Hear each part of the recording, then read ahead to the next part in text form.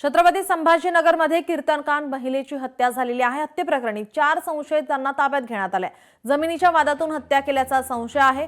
कीर्तनकार संगीता पवार यांची डोक्यात दगड घालून हत्या करण्यात आलेली आहे। छत्रपती संभाजीनगरमधील ही धक्कादायक माहिती समोर येते। या प्रकरणी 4 संशयितांना ताब्यात घेण्यात आले। आपले प्रतिनिधी सचिन आपल्या सोबत जोडलेले आहेत। सचिन, या संदर्भात काय अधिकची माहिती?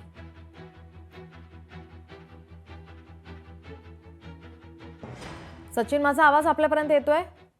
हो, आपला आवाज येतोय। वैजापूर तालुक्यातील ही घटना आहे। या ठिकाणी ज्या महिला कीर्तनकार आहेत त्यांच्या डोक्यात दगड घालून त्यांची हत्या झाल्याचा प्रकार उघडकीस आलेला आहे।